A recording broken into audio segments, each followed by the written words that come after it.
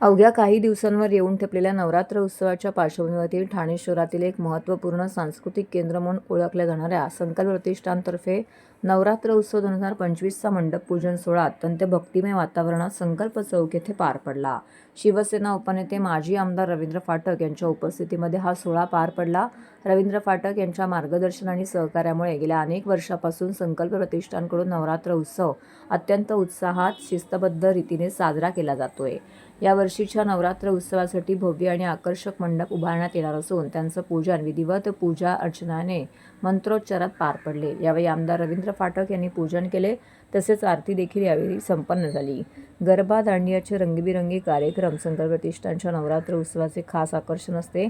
ठाण्यासह आसपासच्या परिसरातील नागरिक मोठ्या संख्येने येथे हजेरी लावतात, पारंपरिक पोशाखात सजून धजून गरब्याचा आनंद घेतात। यावर्षीच्या देखील उत्तम प्रकाश योजना, दर्जेदार संगीत आणि सुरक्षेची चोख व्यवस्था यामुळे नागरिकांचा उत्साह अधिकच द्विगुणित होणार आहे। मंडप पूजन सोहळ्यावेळी संकल्प प्रतिष्ठानचे सर्व पदाधिकारी, कार्यकर्ते, महिला वर्ग, ज्येष्ठ नागरिक आणि स्थानिक रहिवासी मोठ्या संख्येने उपस्थित होते।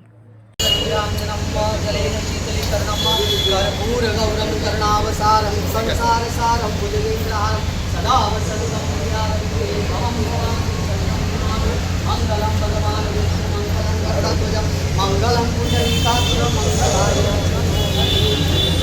ओम सर्वमंगल मांगल्ये शिवे सर्वार्थसाधिके शरण्ये त्र्यंबके गौरी मा नारायणी नमोस्तुते अंबे माता की जय। आता क्षमा याचना करायची आपलं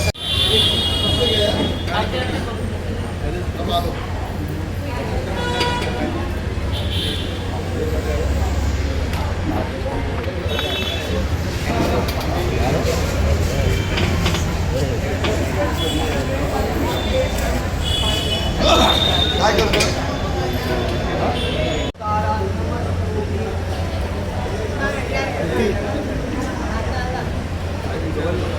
सर्वप्रथम मी आज अनंत चतुर्थीचा आणि गणरायांचा निरोप आहे, त्याबद्दल सर्वांना गणरायाकडे एवढंच विनंती करतो। आजपासून नवरात्र उत्सवाचे आपण मंडप पूजन केलेलं आहे आणि संकल्प प्रतिष्ठानच्या माध्यमातून दरवर्षी नवरात्र उत्सव मोठ्या पद्धतीने ठाणे शहरामध्ये केला जातो।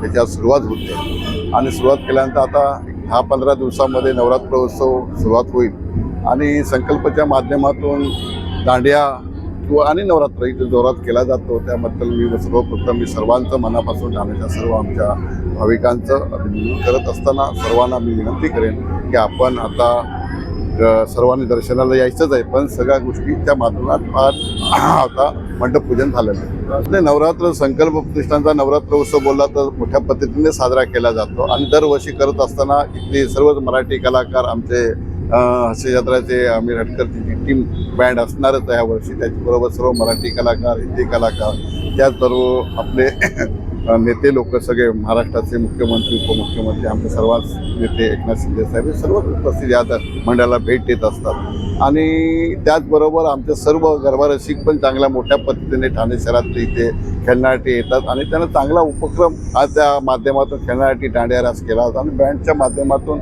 आमिर हडकर हे 2 वर्ष दुसरं वर्ष त्यांचं आहे आणि त्या माध्यमातून ते पण लोकांसाठी आमचे प्लॅनिंग चालूच झालेलं आहे। त्या दृष्टिकोनानं आमची तयारी सुरुवात झालेली आहे। आता एकाएकी 2-4 दिवसात आपण 8-10 दिवसामध्ये आपण पत्रकार परिषद घेऊन आपण तुम्हाला सगळी त्याची माहिती कोण कोण असणार, काय काय असणार आणि कोण कोण गायक, त्याची सगळी माहिती तुम्हाला दिली जाईल।